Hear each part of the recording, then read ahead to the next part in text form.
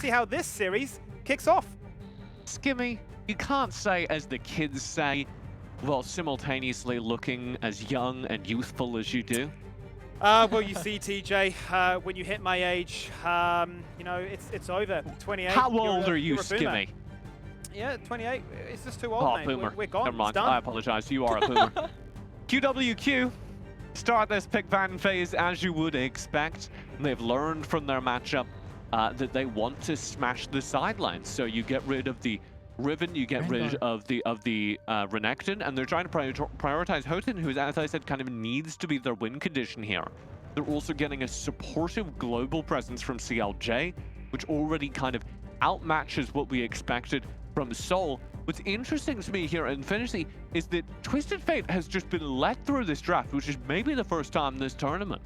Yeah, it is actually quite surprising. On top of all that, Rengar is let through as well, but I think Banana has a different path line here, picking up the Jarvan 4 instead. Looking at QWQ, priorities onto Rakan and Kai'Sa bot lane, so Twisted Fate is still going to be up. QWQ doesn't want it, because now, with Rakan and Galio locked in, it's favoring, or it's opting for a Galio mid lane.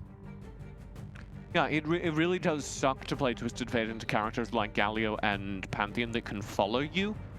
Also interesting here, we're going to likely get the run back in the jungle. This will be Vendetta playing as Rengar. QWQ draft and Aurelia perhaps directly into it. And yeah, this is going to be jungle Aurelia. That is going to be a very direct challenge from Tommy. He's saying, fight me, Vendetta. I think I can mechanics check you on assassins. Ooh. But on top of that, you know what? Twisted Fate last locked in by Banana. So it looks like a very, very tanky composition so far for Banana here, having Gragas as a support, Sen as the ADC, Rengar jungler, and even Jarvan 4 as the Baron lane. So pretty much so much tanky champions from Banana that is going to go Thrill of the Hunt. They've got Soul to follow through, and as well as Tails ult. That's right. Let's peel right through into game one as QWQ is on blue side. And I really do like that you bring up the power that Banana has in that level 1. But when we go into the mid game here, once that Aurelia gets some good items in, I think she could contribute really well if she could get the Vanguard's edge in some of these team fights. I have to agree with you there. I mean, earlier into the series, we did get to see an Aurelia popping off. It is Bruce, but this time it is going to be Tommy that has been playing all of these unorthodox picks towards the jungle. We'll see if that is going to pan out. I mean, when we look at the lineup coming from Banana, we've got Soul, who is pretty vulnerable to an Aurelia. The same most likely goes for Senna, assuming that the root is off cooldown. And the same could possibly go for Vendetta as well. Get in the stun and the Vanguard's edge, and I feel like it's going to be beautiful. Indeed, I could definitely imagine all these chain combos coming in from Banana. Now let's look back into some of the other matchups that we have here in the early game. Now, this is the Senna alongside with the Gragas over the bot side. There's a lot of crowd control to be offered, like you said. And early on, QWQ is already getting suppressed, but here comes the taunt, and Tommy's looking for the stun. Does not connect. So managed to flash out of that. I think Tommy can make a second visit. A TF without a flash is just going to be incredibly vulnerable. With a Galio in the mid lane, taunt, stun, lock-in coming from Tommy, it is going to be the perfect formula. And it's a two birds in one stone kind of thing. If you shackle Soul, then that means Vendetta, he doesn't have any of the tag team available for his roam. Oh boy, but damage. He just gets caught, and that's going to be Ignite. First blood coming in for Team Banana. Well, Lukian's all alone, but QWQ won't be able to do all too much for now. That is the sad part about this lane, this duo matchup in general in the bot lane, because you've got the Gragas with a very strong engage. Whenever Butzai will come in, Scarlet Petal is just going to get that body slam on the board. So, and the Kai'Sa is just going to get arranged by the Senna in general. So this is a very painful lane. So this setups to get priority. This setups for, Vendetta, just getting that tower dive easy. Yeah, and I guess this is the reason why we see a lot of Senna Ben. You just become pretty oppressive in lane. And Scarlet Petal wasn't even level 5 to drop in that explosive cast. So we're looking to see if it's going to be another level 5 all-in coming out of Banana over the bottom side. Hotin's holding his own pretty fine against his Jarvan, which I think most often than not, Jarvan could just basically slowly poke him down. Yeah, that's true. Is able to gain some distance at least. Able to farm minions with a spear as well, and getting out of range of the apprehend, and getting poked out by the area as well. So this isn't exactly what Hotin wants in this Darius lane. So we'll see if Hotin gets poked some more. I feel like Vendetta will take a trip towards top. Yeah, I guess maybe not at the moment, as Vendetta is roaming down bottom side.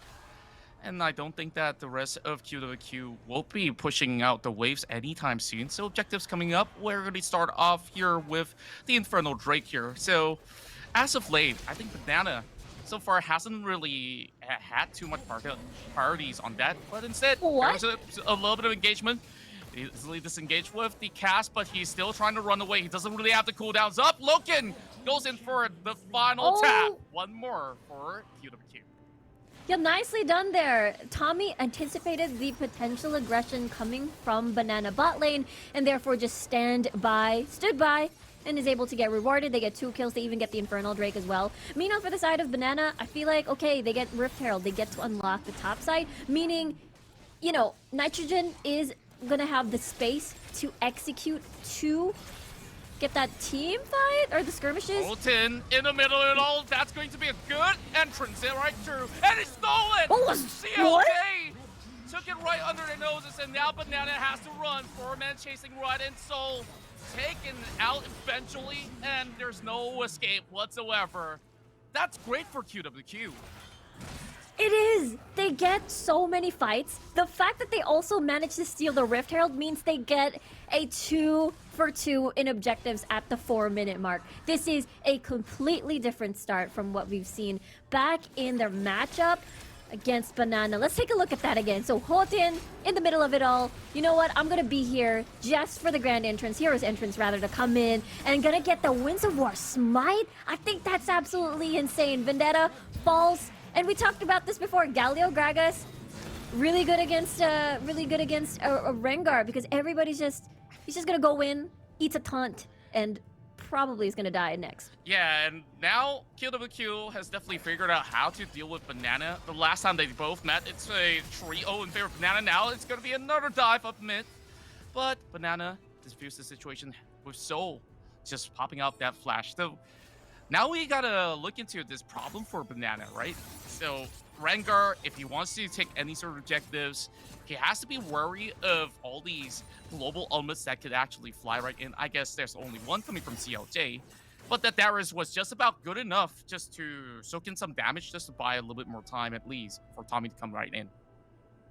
Exactly. And I mean, you know, constantly QWQ has been pressuring Soul, so he's not even able to use Destiny for the past few minutes already, and it hasn't been able to impact the side lane. So I really like the way Tommy and CLJ has been approaching this early game, and the fact that they have been, you know, utilizing their globals as well to win the skirmishes. We've seen that Rift Herald steal. So now Banana, what are their adjustments? Because this is exactly the complete opposite of what we've seen in their previous series, where Vendetta and Soul rather, complementing Vendetta for him to just spin out of control. That's right. I think that they need to find an avenue at the very least, and perhaps that avenue is to find a little bit more leads towards the bottom lane, which we saw. Banana played that one pretty well at the very least, getting a few kills in for the Gragas, but they didn't try to pry open the bottom lane, and this is where Banana just goes for, you know, a little bit more passiveness for the temporary moment. So if it's going to be this kind of form that we're looking at Banana, they're not going to have a good game. Yeah, it is going to be a very sad game. Happy game, I suppose, for QWQ. Off to a good start so far. I mean, they still also have Lokian as their late game insurance on this Kai'Sa. So, but then on the opposite side, you do have that infinite scaling as well coming from the Senna. But when it comes to fast, bursty damage output after the Killer Instinct into the Arcadian Rain later on, you gotta hand it to Lokian here on this Kai'Sa. Indeed. So far, I think the new substitute player of QWQ has been performing really well. Oh boy, look at the damage. Now, Holton, he's got to run away from the turret.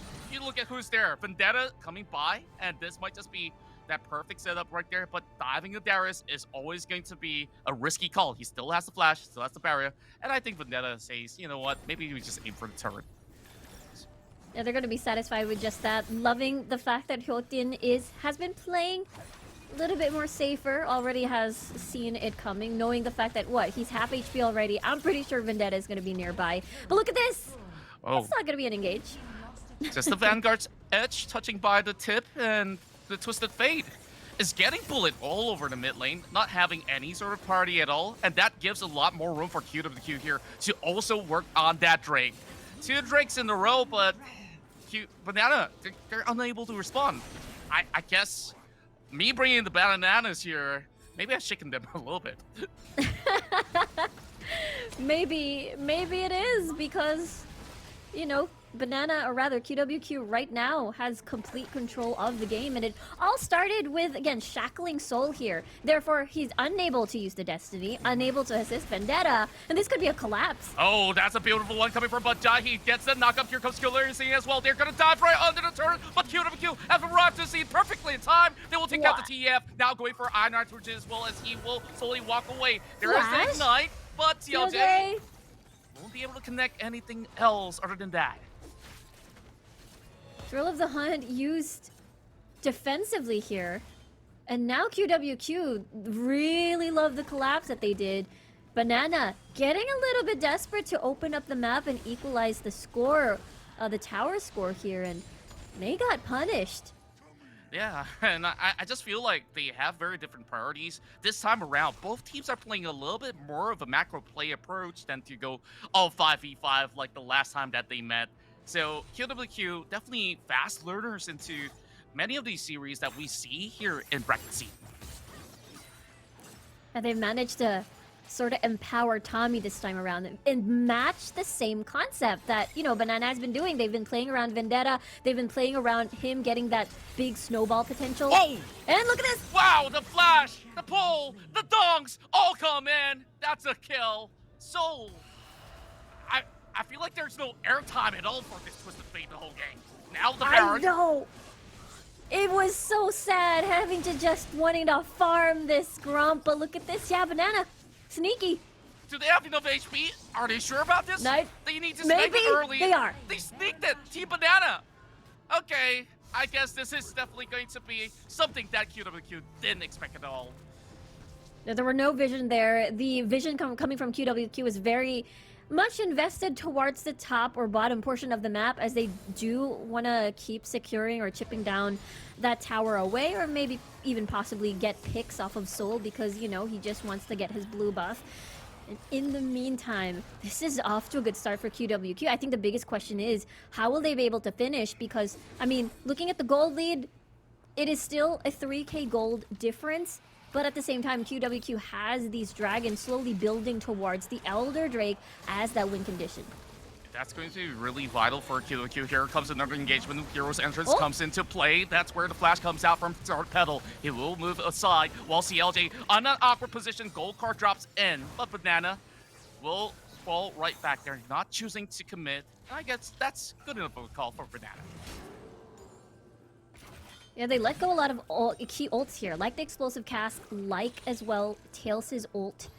So that was the time they wanted to call it quits. And we'll see what the next play is going to be. So far, I feel like we've only seen Destiny once a collapse. Oh, here comes round 2. Tommy. They want this one pretty badly. Nitrogen will give his life for that. Well, they all get locked in the Cataclysm for a little bit, but there is a push up mid though. Priorities for QWQ here is picks after picks, but they don't care about their turrets. Exactly, they wanted to maximize the Baron buff, and, Banana just couldn't do anything at that point. Instead of, just waiting for the Baron buff to expire, might as well just try to find picks here and there and relieve pressure because of Banana's sneaky buff take. And yeah, so far, while QWQ has been getting these kills, it hasn't exactly transitioned into tower takes, so right now Banana can breathe a little bit easy, but the fact still remains QWQ is building more of these dragons, and the Elder Drake is going to be even scarier as a win condition for QWQ. This is gonna be so rough. Now you got amplification of damage, you got Omni-Vam and some shield as well. They're just getting beefier as it goes, so this Darius gonna be having happy times alongside with Tommy. Well, majority of QWQ, of course, in general. But as it stands, Banana, if they really want to do something, but Soul just gotta come into effect here, and once again, another pick off over on the bottom side. iNitrogen left with a 3 versus 1, and you just gotta say sayonara for that. There's an incoming. Oh! Here comes Redemption though. QWQ, they make opt to back away. While Vendetta, he opens up Troll of the Hunt, while CLJ just casually shoving back into the mid lane.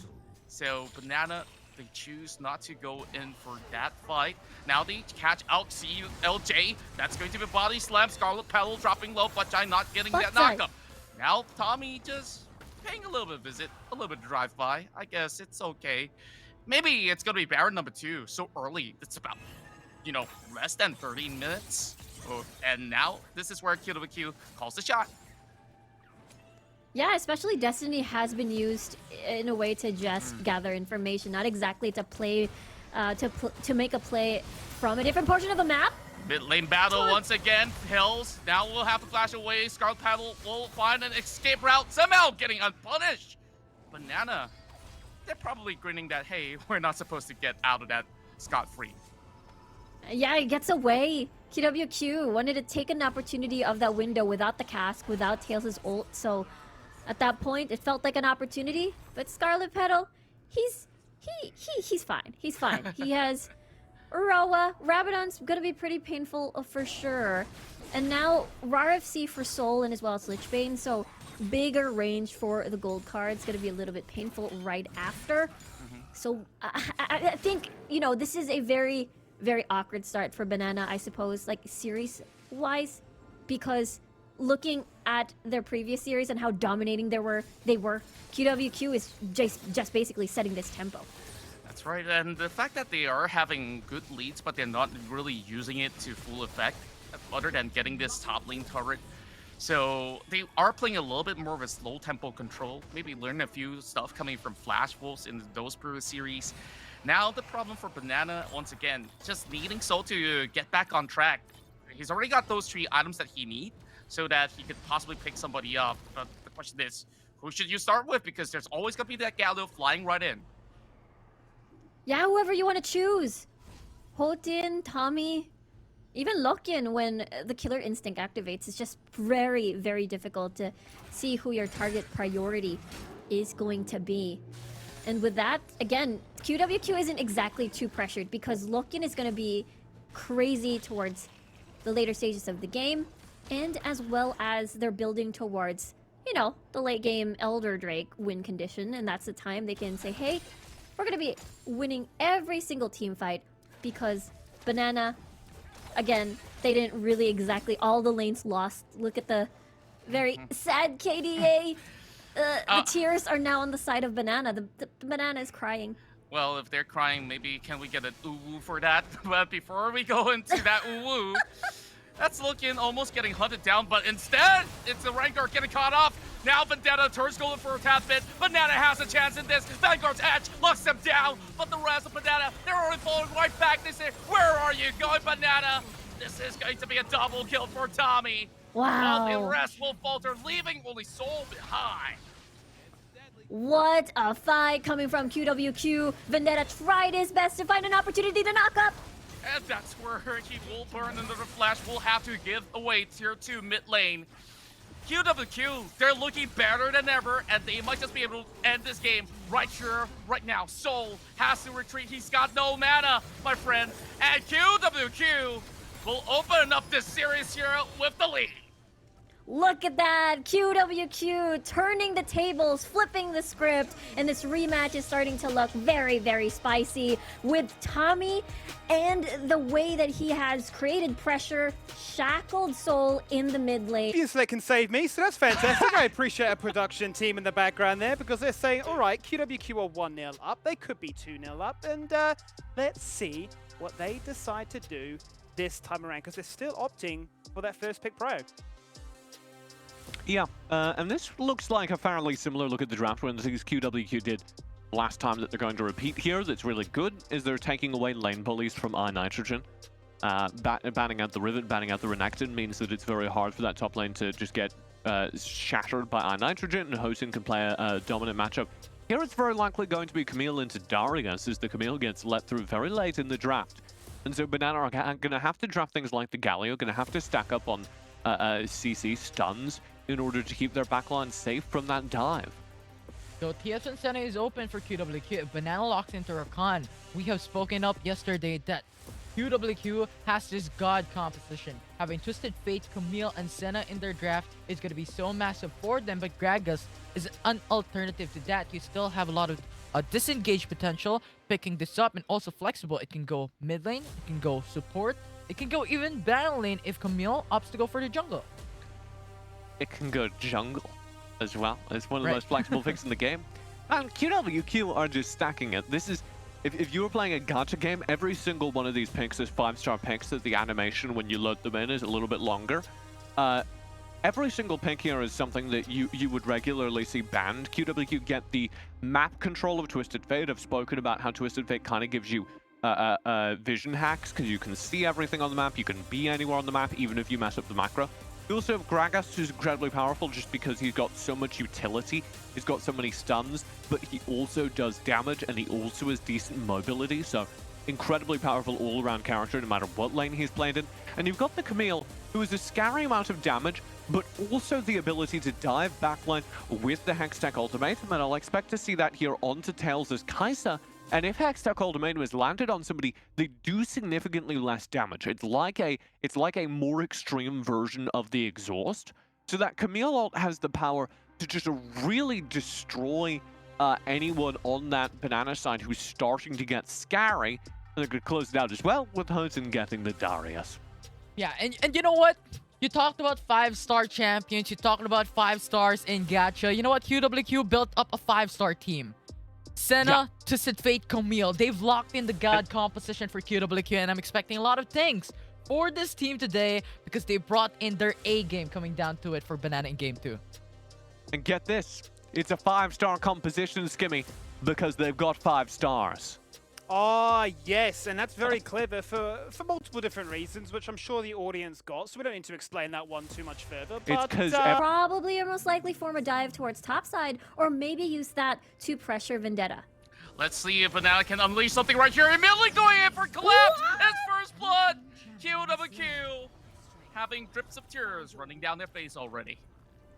Yeah, that is definitely not a good start. I think this is the second time we've seen this today, where both teams would just run as a 5-man unit, see if they can get a 50-50, walk towards or bump into someone from the opposite side and get first blood. I think it's very, very great.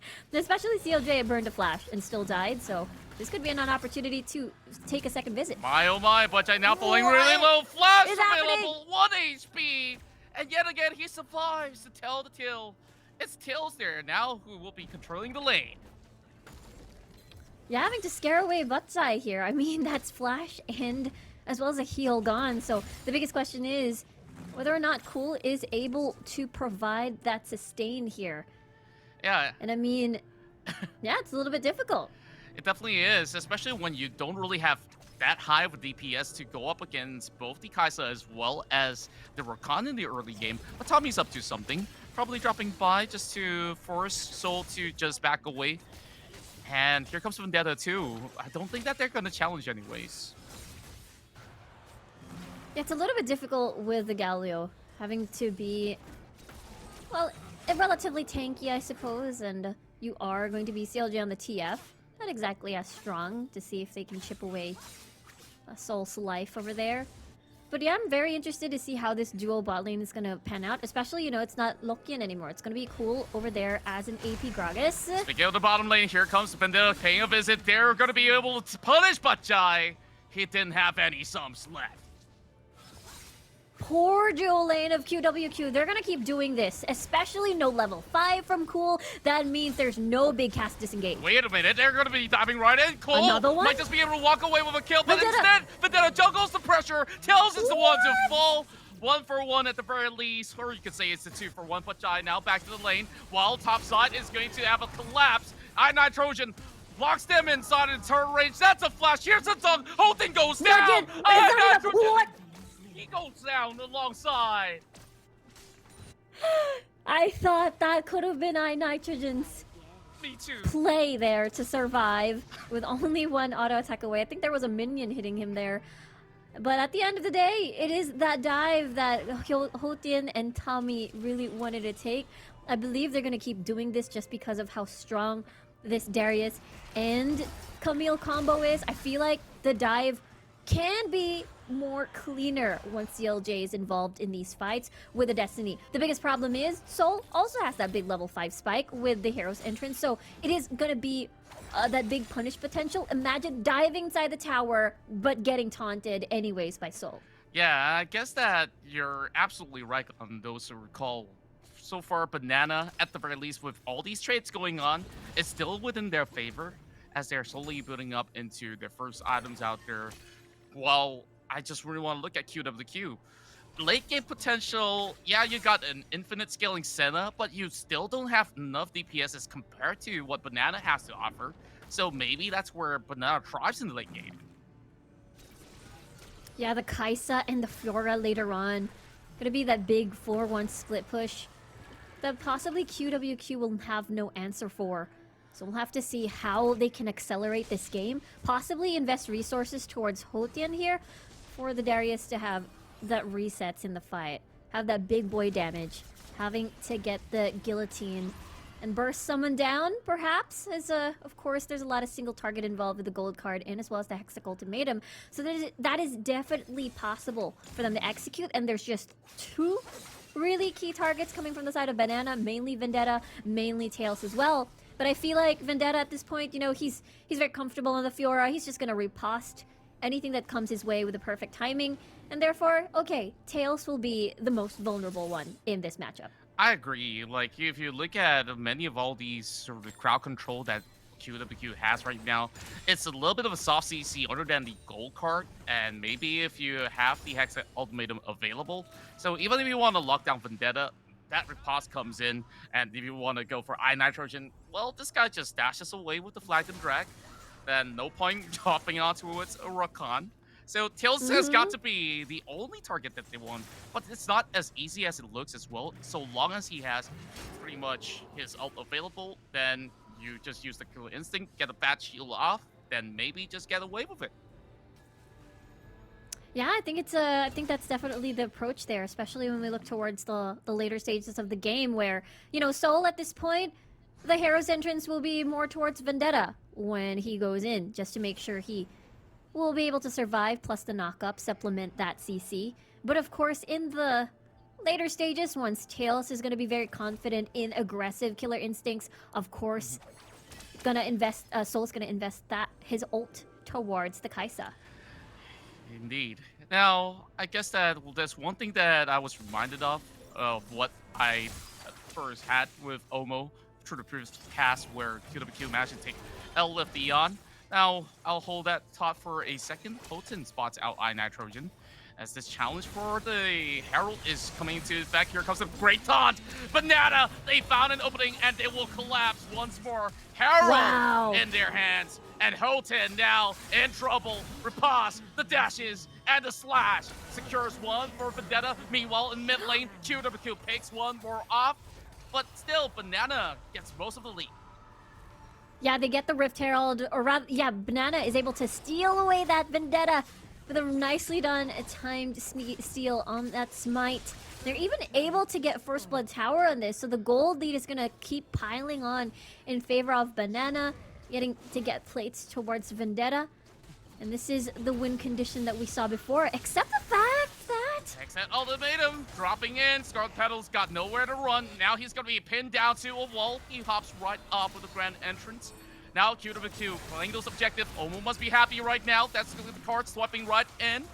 And it's still a little bit of dance here. Banana can take their sweet time. And looks like we have everybody here standing still. So let's see what will happen just about yet. Oh, Oh, there it is! and we're back here. Look at the Garen. So, Riku. We're just gonna take a coin flip here. Who's gonna get that dragon? If I had to guess, I have a feeling it is going to be 50-50. I have to say it's going to be QWQ. They were already in position. As long as they're able to focus down Vendetta, I feel like there is an opportunity to get that pick, make it a 4v5, and then that's the time you can be able to focus down the dragon. Use the dragon as bait. Let Vendetta become the moth to a flame and see if you can take advantage of that. Was I right? I was right. Pretty much so. And Riku, you are great with your predictions so far. I guess that QWQ, they have been able to dissect Banana's draft from some of the matches that they had, but let's go over to the top side. Hoten now getting the challenge onto him, and he's low. Vendetta, he might just be able to drop right in, but hello as well. Vendetta may not survive. He's getting all the bleed stack on top, but only with a little bit of HP. Vendetta survives, Telltale. That was just too close for comfort there. That 1v1 could have ended disastrous. And here comes Destiny. TF drops the card. What? Now Hex that ultimatum, not even necessary. QWQ kind of overkilled that one.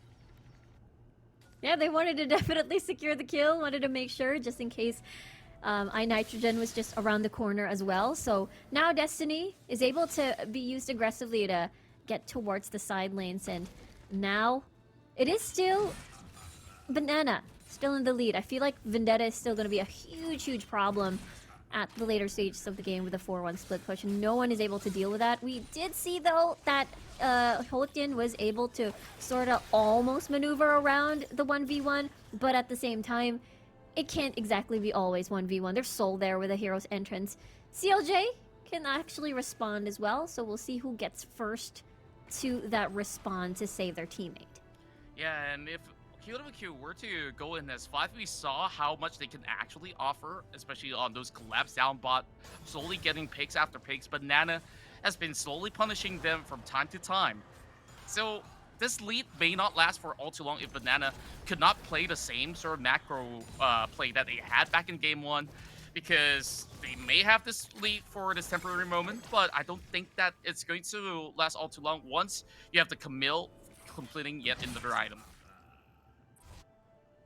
Yeah, that is Triforce already completed for the side of Tommy. We'll see where they'll decide a transition, especially that the Rift Herald has spawned on the side coming from Banana, so pressure will be building towards the bottom side. They can use that as some sort of bait, perhaps, to force QWQ to respond and then force a fight, because remember, they do have that gold lead.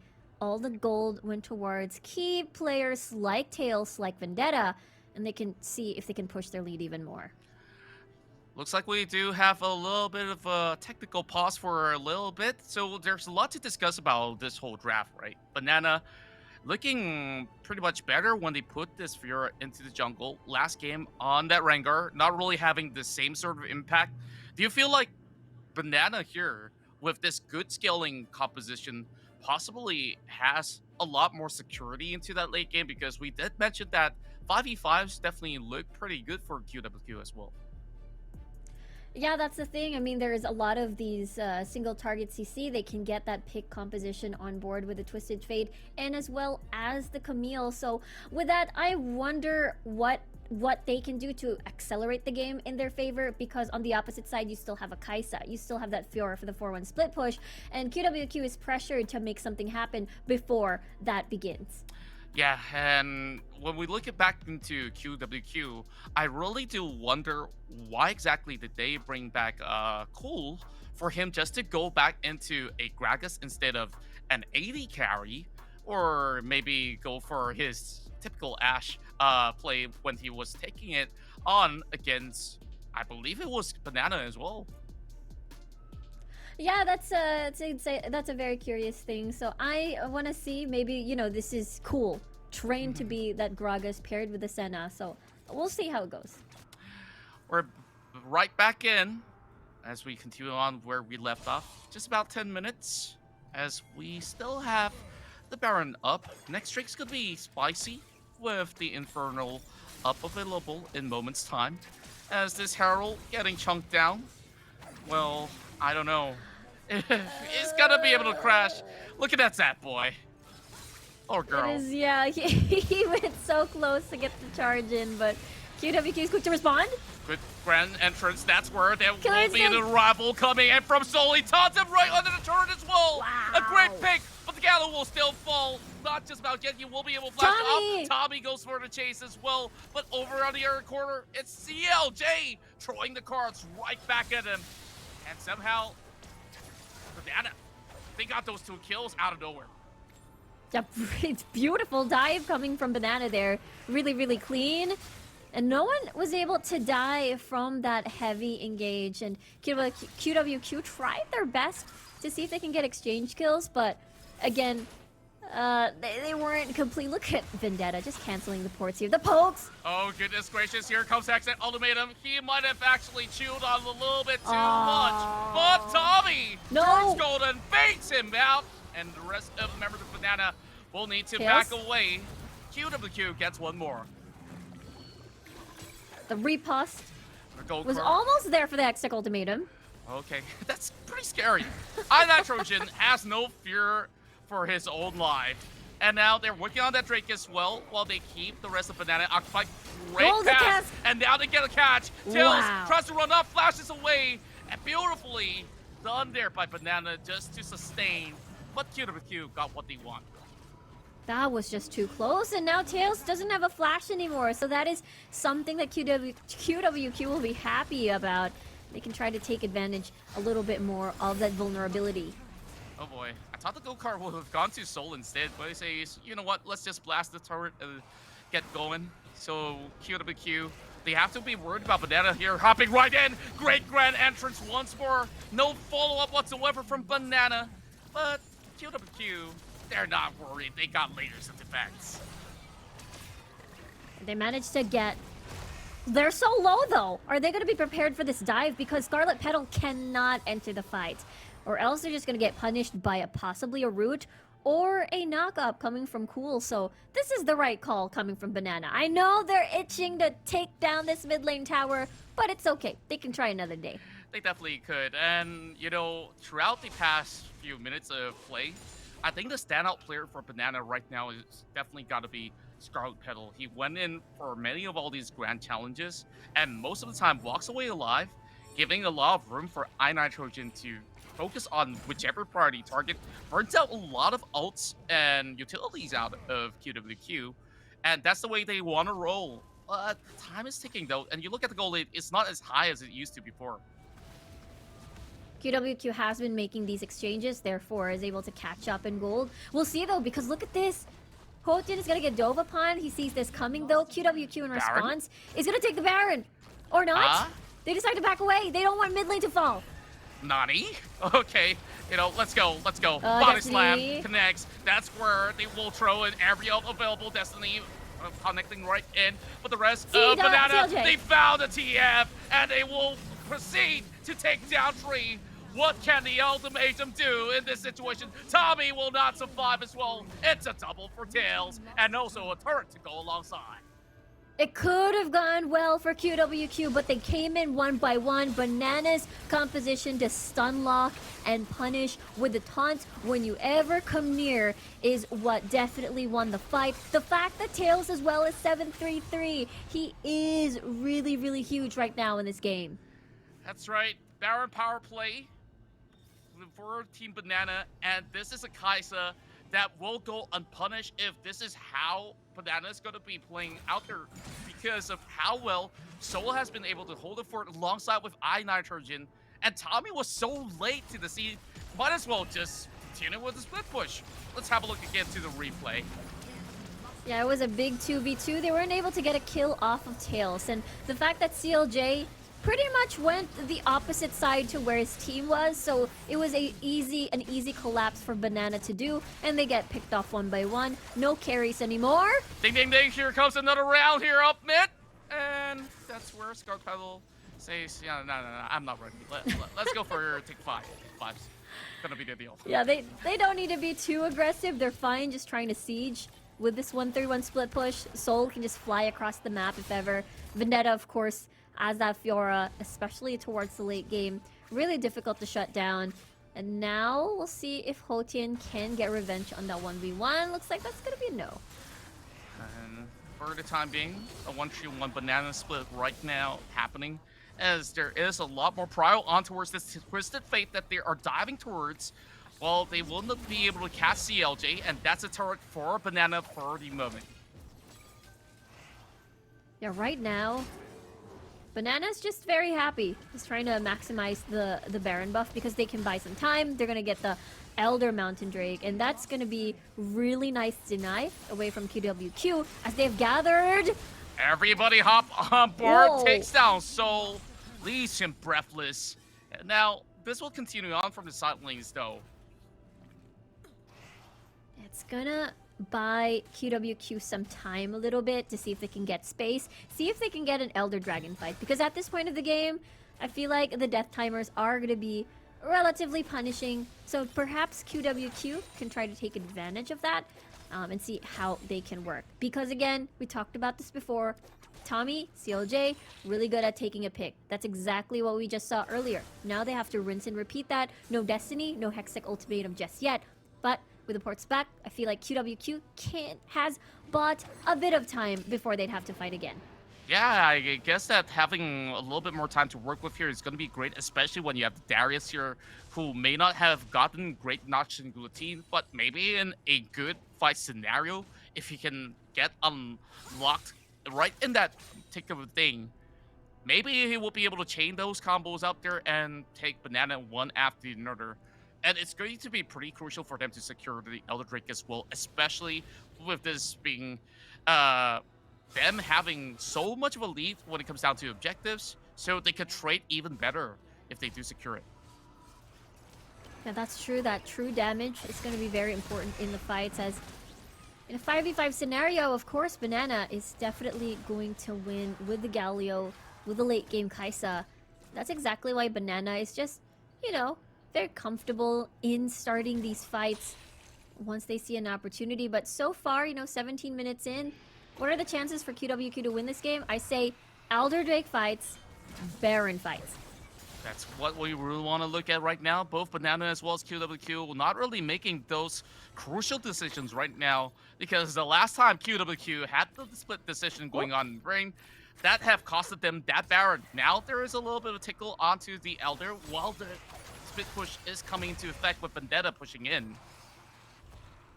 Yeah, I thought QWQ wanted to take a collapse, but if they ever invest 4 of their players just to get Vendetta, then Banana can continue the siege, possibly down bot, destroy that, and have super minions coming. And that's exactly the reason why QWQ is very hesitant. They can't exactly commit to a full collapse. And I see a possibility of just CLJ Tommy having a tag team just to get a pick of anyone who's going to split push from Banana. And the problem is also this, where QWQ, they don't really have the vision set up onto the Drake, so they may not notice that this Dragon is already having the HP slowly ticking down. That's going to be a great catch onto iNitrogen as they will collapse on towards the corners of the river.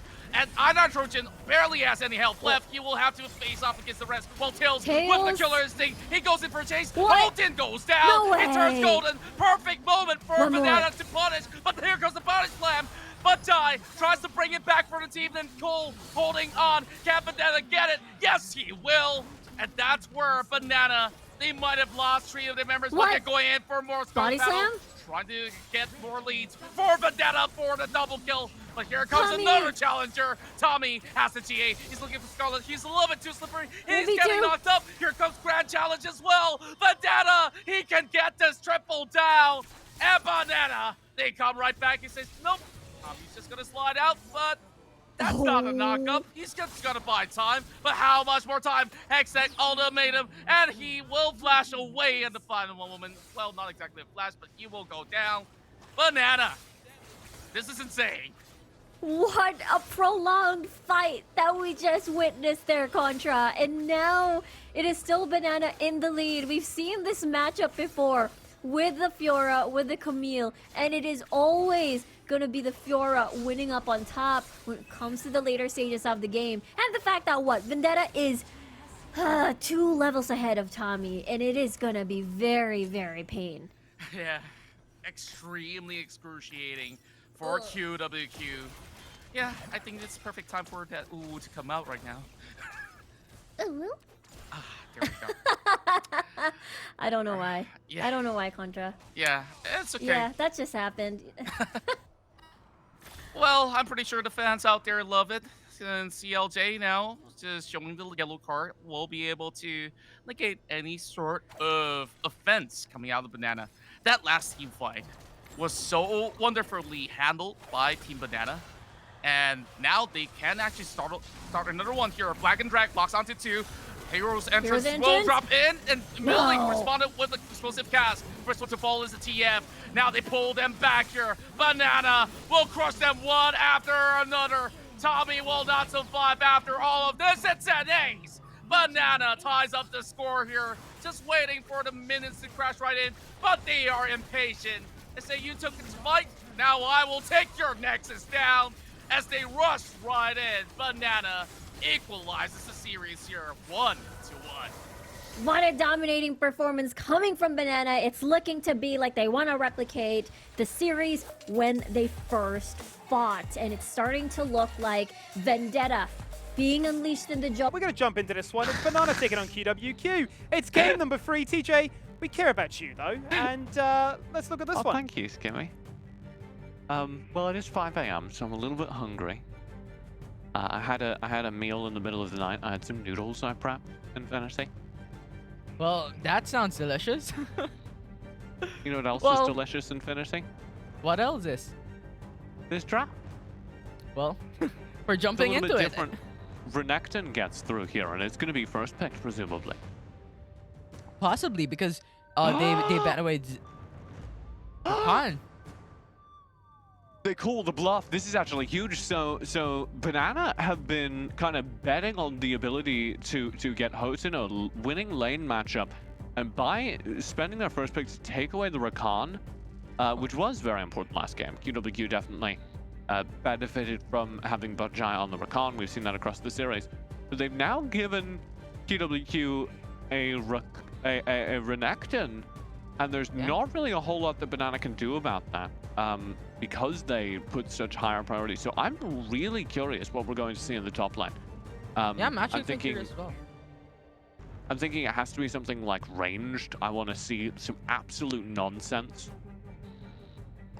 I mean, Darce is open. Related it into a hot dog a while ago. Please, Maybe no. Zion Rakan broke up with food. What's better food here? Coming down into it, but we see a different lineup coming up. QWQ locks in onto Diana, Nami, and Renekton. They're going in for some CC there. But Banana, with Varus, Twisted Fate, and Kha'Zix, this is looking to be an early aggressive composition here, with Garen being the frontline tank for Banana. Yeah, so Garen will be the safe pick into Renekton. That does mean that you can't really get anything out of that top lane. That top lane's just going to be a wash. So all the play needs to happen around this Varus. You're going to want to see if this executes correctly. Vendetta on the Twisted Fate. Or sorry, Soul on the Twisted Fate. Visiting Tails as often as he can. Other side, though, QWQ, they've drafted full engage. Everything in their team is built. Contrasting composition, you know, Banana just opting for more of that single target CC and the pick composition as well. Got Soul hunting with Vendetta, having to find targets using the Destiny, and having to join Vendetta as well. With jungle invades, perhaps, that could be a choice. In the meantime, for QWQ, this is more of the big combo that we're looking at with the Moonfall. Perhaps, maybe we get to see the single target as well with the Assault and Battery, and they can immediately shut people down.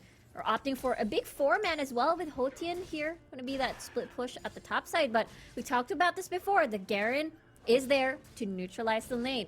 You win by not losing, and that's what a Garen does. Yeah, I guess he's still pretty much winning a whole lot. And I guess this is the reason why our dear analyst was saying that, yeah, we're not really the biggest fans of Darius, and if Darius is a food, I think otherwise. It's not hot dogs, it's actually donuts, because he be Dunkin'.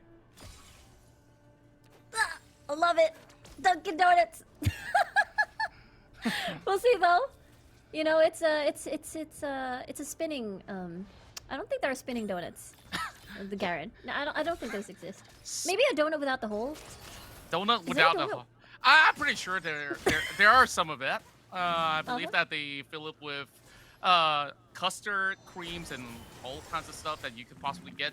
Now, look what's here, bottom lane. I think this is quite a smart move here, separating the Rakan from the Xayah.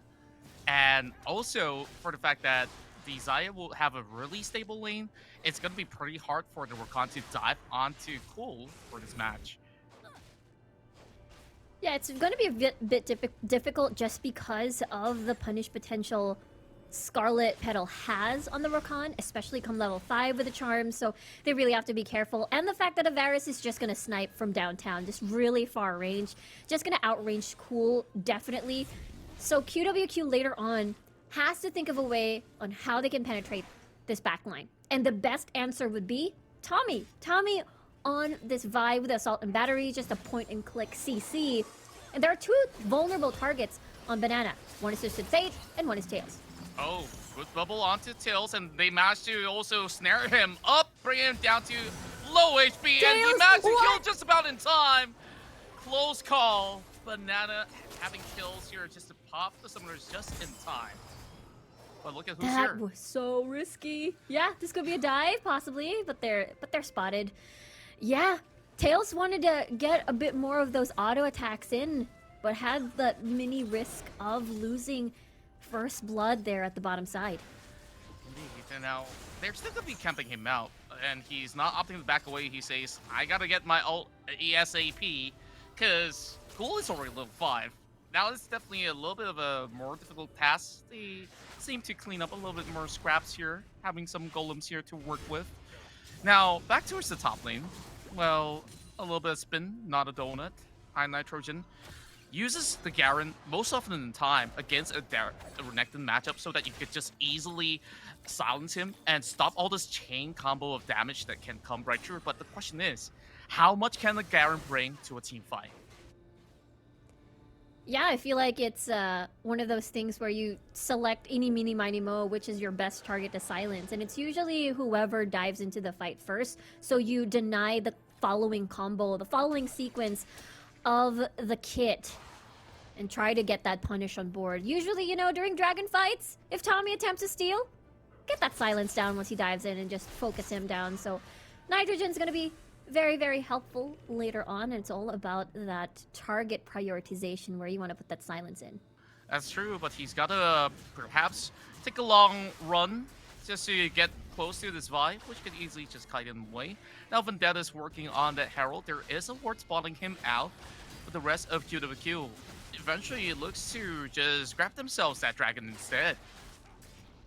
It's going to be a bit of a swap. I mean, for Banana, they just want to open up or deny actually this Rift Herald against Hotian here on this Renekton. Meanwhile, for QWQ, it feels like another deny, actually, because Banana would really benefit well off of this Air Drake just because of how their composition is made. Basically, with more of that roams coming from Soul and Vendetta. But so far, you know, it has passed the level 5 mark already, but still not a lot of movements just yet, despite QWQ always very extended in towards the bottom portion of the map. So Banana not being able to get priority in the mid lane as CLJ is able to put Soul on a tight leash. Yeah, and we've already mentioned about leashes on Bananas, and now Tommy already gets spotted out. So he will just go in to scan out some of all these wards, will deny any sort of the entry point coming in from QWQ with just good vision game coming out of Team Banana. Now, I really wonder what's going to happen down bot if Tommy can actually find a pick, because Varus, not really the best AD that has any mobility at all. Yeah, that's usually the reason why Avaris is usually paired with a Nami just to compensate for the lack of mobility Varus has. And so it's all up to positioning, mainly positioning, because the biggest question is, you know, will Scarlet Petal be able to get that peel off the board? Because usually he's going to be in the front line, having to engage for the squad, because there's literally, in a big team fight or in a big clash, of course, Scarlet Petal will be your #1 engage. The secondary is their single target, which is the gold card into the Chain of Corruptions. Immediately try to get a pick, burst someone down, and I feel like Banana can capitalize on that. Big moonfall dropping onto both members, Soul as well as Scarlet Petal. What? But while they're at it, they didn't seem like they wanted the full collision. Tommy saves his assault battery for some reason. And now they look to secure the bomb lane, but Vendetta is here. He heats up a bubble, and that's where assault battery connects perfectly. Finds Vendetta, still buys time. Scarlet Petal to save the day. You mentioned that perfect peel coming in from support. He will come right in. Soul now flashes into the turret, but it will be Cole there to take him down. What? How did Vendetta survive that entire CC chain coming from QWQ? But at the end of the day, it's Soul who suffered. He destinied into the fight, hoping to get the 3-man advantage. But look at this bubble. This is the one of the most dangerous duos, I suppose, just because of how much CC lock Cool has in Butzai. The fact that the bubble on top of the feather roots are just so deadly. And that's the thing, right? Varus alone is insanely vulnerable against this combo. That's right, and you look at how Butzai has been playing, he definitely is the hero in many of all these occasions. Same goes to Scarlet Petal. It feels like this matchup here is really the battle of support. To see who's the master killer of them all.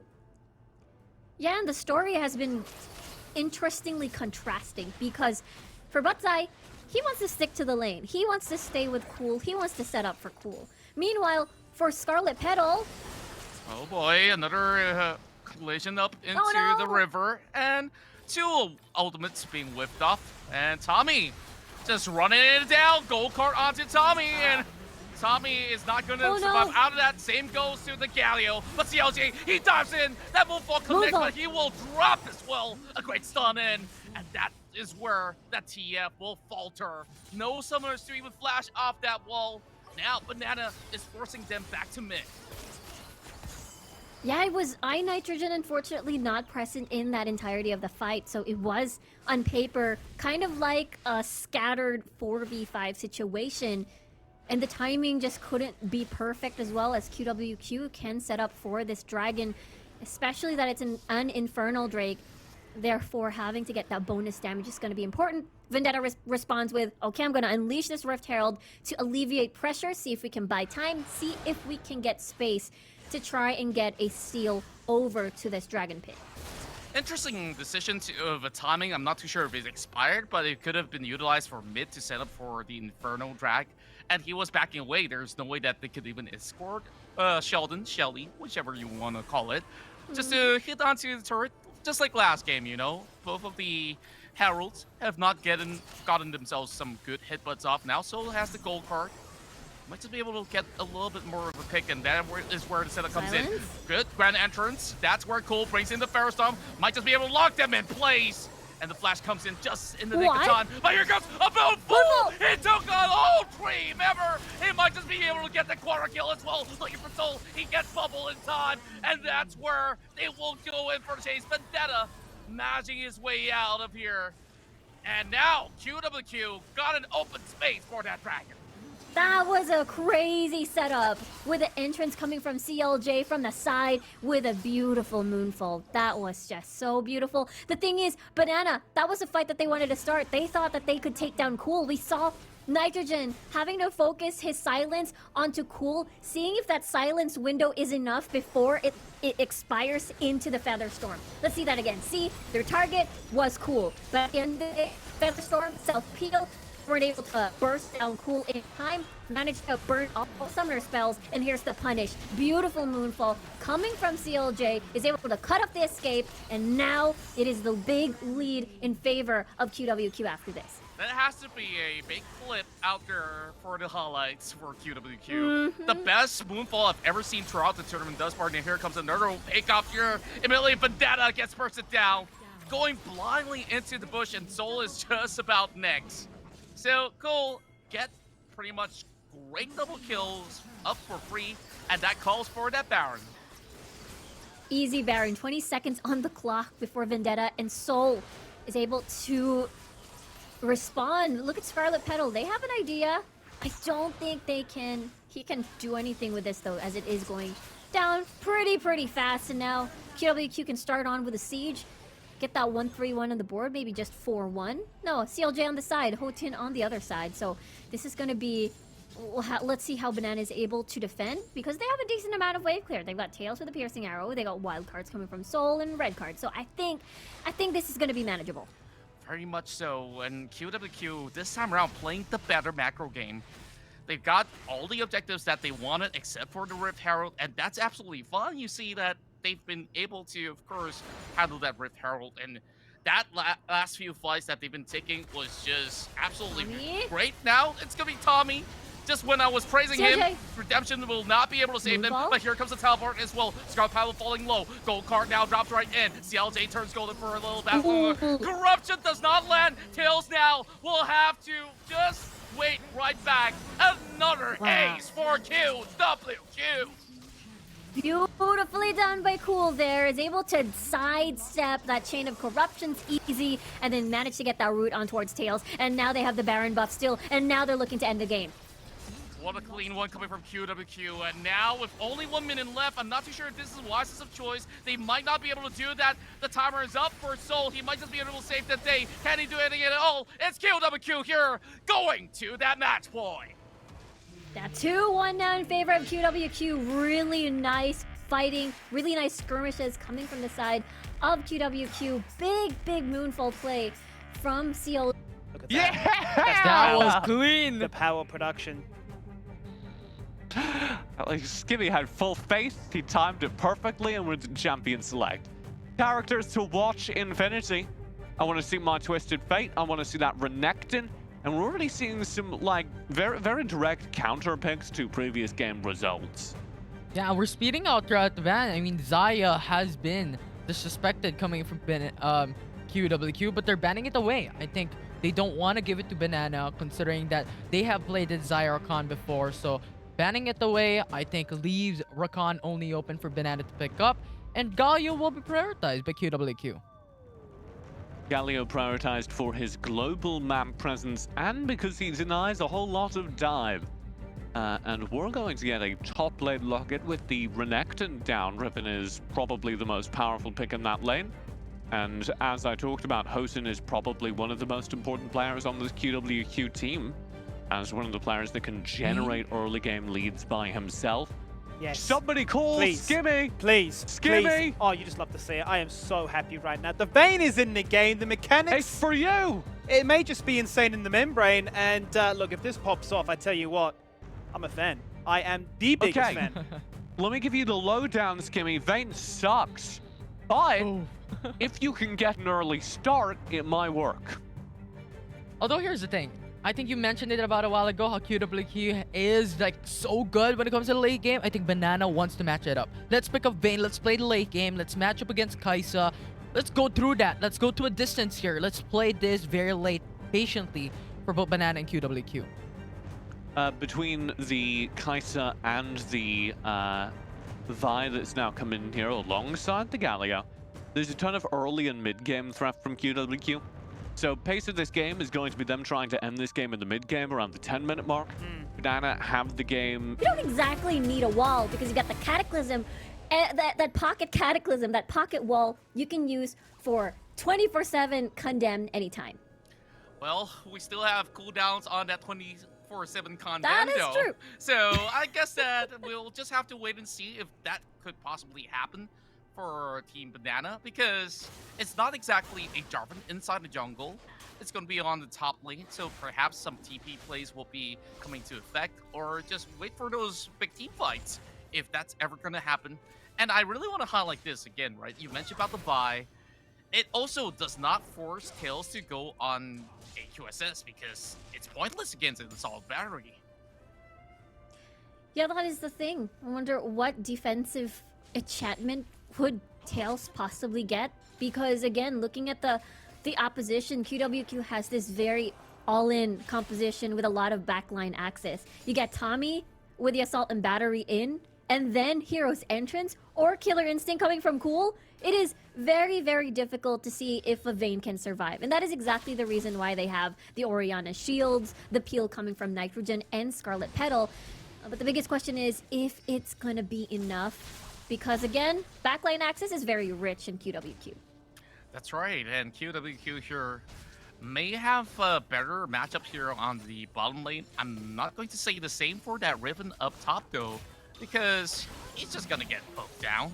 While Banana also slowly having the health bars being chunked out under turret. And that also sets up Tommy if they really want to go for a really deep dive. But the ward's already set into place, while Vendetta is just going to shove CLJ off of the mid lane. And Tails only have a tick of health left. Yeah, incredibly low. Again, a Vayne to lane, especially if you don't have an enchanter with you, is actually very sad because you have 0 wave clear to work with. You're up against a Lulu and a Kai'Sa, which is just, you know, basically a lot of wave clear. You got the Pixie, you got Pix rather, and as well as the Icadian Rain. So Tails and Scarlet Petal are gonna have a big problem when it comes if they want to unleash themselves and survive till the mid game. That's right, and they are already getting forced to back in for some reset, and Vendetta has just lost his blue buff. It's Tommy with the level 5s who can easily drop in with some early initiation, but not really in a good state to do so for now. Still even Steven here in the span of 2.5 minutes, while we want to also look at what else could they offer here from Team Banana. I believe that they will have this Kha'Zix that will need to play extremely proactive to find that lead, but he's just casually farming up because he's being put slightly behind. Yeah, that's the Banana composition. They're just gonna opt for farming and are gonna be happy with it because again, having to get Vayne mid to late and as well as the Orianna big shockwaves. This could be a setup for a dive though, but they decide to back away. So that's the reason why we might see on proactiveness, I guess, on the side of Banana for QWQ. They have a lot of tools to be proactive. They've got the Hero's Entrance come level 5. They've got the Assault and Battery. They can lock people down super easily and have the damage supplemented on that CC as well if they do want to burst someone down immediately. That's right. The banana plantation farm definitely needs a little bit more time to have ripened fruits.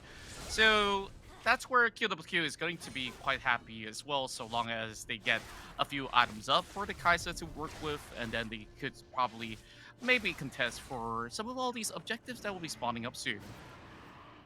It's going to be a little bit worrisome too, especially when Butzai is involved, because Lulu is a soft counter to assassins in general, because assassins want to burst you down. You just put the wild growth in, you're going to be tanky, therefore Vendetta in general is going to have a hard time just trying to be that assassin.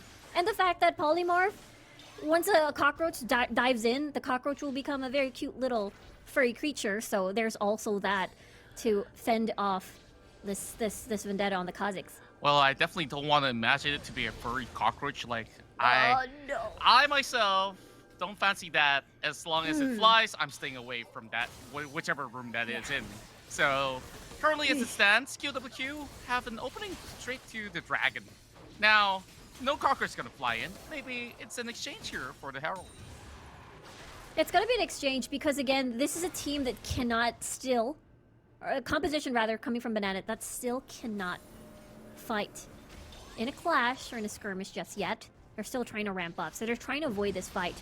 And that is also the reason why they're going to give this up. And also having 2 objectives early, this is how QWQ is going to strong-arm the early game. And the biggest question is, will Banana survive the early game and transition mid to late? At least, though, the gold is still even. They're avoiding as much kills. Scarlet Petal with a potential setup, possibly, but no. Tommy is right here at bot.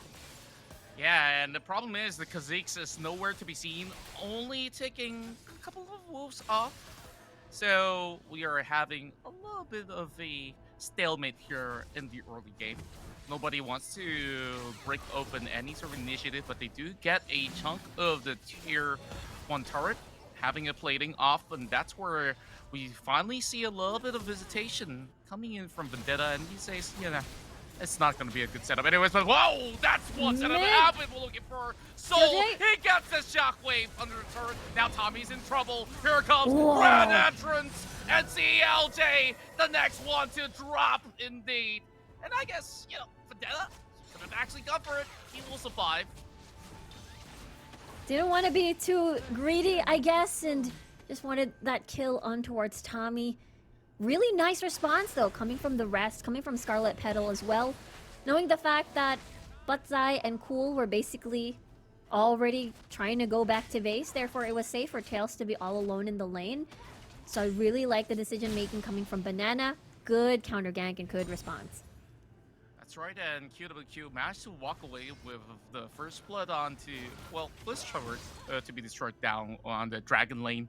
So I think it's still pretty much all right, but the problem is that kill went over to Vendetta. Now he's going to be able to ramp up against this Tommy, who only wants to go in for a one full flurry of a swing. And once those cooldowns are off, you saw what happened in the mid lane. That instant punishment coming out of Scarlet Petal, and that sets things up much more easily. Now here comes the rotation of lanes. Yeah, this could be a potential setup to drop the Rift Herald for them to get plates, for Cool to be involved more in these fights, and as well and see if they can get a pick. We'll see though what the decision is, as Tommy is already moving towards top. If they get a pick, they unleash Rift Herald, possibly maybe getting even 2 charges for the inner tower. Banana does have some really good mobility, so they can easily just negate any form of pressure that comes in the way from QWQ at the moment. That's going to be a full wave coming down bot, keeping that Jarvan occupied. But I think that QWQ wants to get this beautiful setup up top here. And now, going in for a Vendetta, Tommy, he's actually in position, but he gave respect to Soul, knowing that this might just be a full collision. They don't have vision on the rest of the members of Banana. That's the thing, they can't exactly fight this. They can't send Tails or the rest of the squad to go up and fight 5v5 or 4v4. Because again, it's them just trying to ramp up. And that is the reason why we're going to be seeing a lot of these, you know, a lot of these stalemates. A lot of these where Banana's just going to try to avoid fights. Wherever QWQ is, Banana's not going to be there for sure. Yeah, and Banana, this is very unlikely of them, you know. Many times when we see them play, they love to play aggressive. They love to cause havoc across the map. Now, it feels like they're just pulled off, having not much gas left in the tank. Now the next Drake is going to be spawned up, but there's something over down bot. Flash available for whole team. He managed to survive. But the question is, what will they do about this Drake? Ocean Drake is going to be important for the Omnivamp, for the sustained fights for sure. And I feel like, you know, Banana is going to benefit a lot out of that, especially if they want to keep the Vayne as much as they can alive. And this is the thing, you know, Banana, 3 items, Orianna, possibly Rabadon's Death Cap, and then maybe Oblivion Orb, possibly. And then we'll get to see the fights actually happening. The thing about Banana is that they have to stay together, because for Soul to have impactful shockwaves, he's gonna need Scarlet Petal. He's gonna need Vendetta, possibly, or even better, needing Nitrogen to be a part of the squad. If everything that QWQ is doing is separating all of them as a piece, as a unit, Banana can't exactly fight. They need everybody together. And we will see that 3 items or coming into the dragon fight, maybe even the Mountain Drake. But time is ticking because Banana will lose all of these dragons. The buffs are going to start stacking, and QWQ can look into the Kaisa late game, and as well as, again, the Elder Drake win condition. Well, I believe that they are going for the ultimate master plan, which is to buy as much time as possible for this Vayne to get all these core items up. She's only got the Blade of the Ruined King, though. So it's not exactly the strongest that you could get over the mid game. And that's where, you know, you're giving too much leeway for QWQ. Now they start that Drake, immediately going for Assault Boundary, hops right in with a Killer Instinct as well. Redemption Bane pop. Now, immediately goes in for the escape. Scarlet Petal finds the exit point. But Vendetta, he's looking to re-engage if there's going to be any opportunity. No ward for QWQ. So they will just hold right back, and that's just about it. Yeah, I was thinking that maybe Banana can force something out, but their biggest engage, which is Scarlet Petal, has no ult anymore.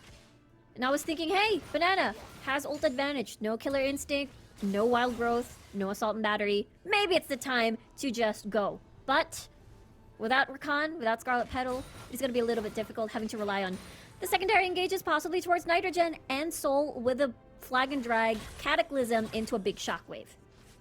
Now, we also want to look back into the items, right? I just look at the purchases. It's a Rabadon's Death Cap already being built there by Soul as you compare it to the Galio, who might just be close to 1,000 behind, but he managed to also make similar sort of purchase.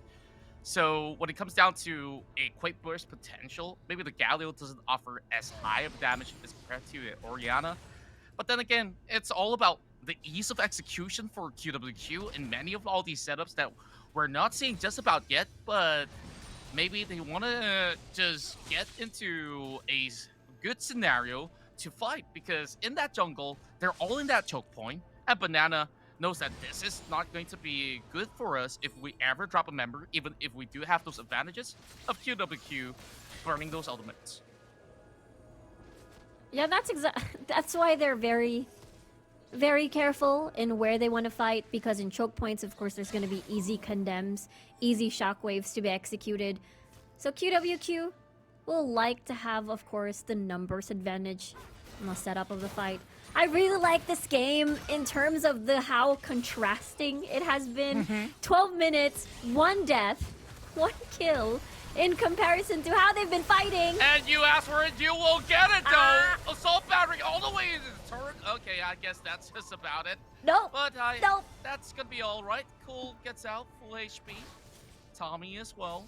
So that's just a little bit of teaser, right? Yeah, it's a preview of what's to come. That's just... But the thing is, ults are gone again. So no Final Hour, no Scarlet Petal ult, 3 ults down on the side of QWQ. So perhaps we may not see a fight again, as Banana feels like they're confident. This is a lot of choke points, right? There's like the Baron Pit we can easily condemn, and the Cataclysm. Nitrogen is here. There's the flag and drag into the shockwave possibly. But look at QWQ. They're going to push down mid. What is the response of Banana? They're looking for that dragon, and in the middle of this turret, and now they're going for a little bit of a chase, but it's a little bit too much of a distance to cover even for Scarlet Petal. So, Banana, they lose one, they get another in the form of a Drake, but next up, Elder Drake already. It's a very, very... We might see a fight though, this collapse. There we go! That Whoa! knockup though catches everybody up! And QWQ is the one winning the war, taking out I'm Trojan and Vendetta as well. So eventually it will fall to the hands of CLJ. What a setup coming from CLJ and Hotin there on the Riven with a big massive knockup with the stuns in everything. Banana just weren't prepared for that. Look at the Baron area. It's so dark. They didn't see this coming at all. It's just so beautiful to watch. All the knockups, Wild Growth, Hero's Entrance. It's just CC lock heaven. And Banana, again, this composition, how they're ending the game. My Scarlet, oh my, no. is this it? It will be it. QWQ will get their revenge. And now they proceed to the grand finals of the play stage for their bracket C. And they will meet once more against Team Flash. What a finish. It was 13 minutes of basically trying to avoid fights up until mid lane was open. That was the time that Banana was so vulnerable. The sides of the river was pretty much dark. And then QWQ says, hey, this is an opportunity. We got so much CCs, we can just catch them off guard. And that is exactly what happened. Straight to the Nexus after that fight. Well, all that investment towards that late game all crumble and fell right before their eyes. It's such a difficult way to swallow. Definitely not Geek Fam that's been playing this one out, but, well, QWQ got themselves this win. Definitely not an easy task to do against Team Banana. I felt that ferocity that was lost for Team Banana wasn't really the way that they are used to play the game. Now that they play so passively, they don't know when is the right time to call a shot. And that's where QWQ just go in to sweep them off, as if this was a game that we saw coming out from a League PC strat where he once brought something similar from that Dark Passage directly to take on the whole Bananas. And my oh my, what a series. Yeah, the Bananas have been basically devoured by this cute little uwu face, QWQ face rather. So, I mean, it's a complete contrast again from what we've seen in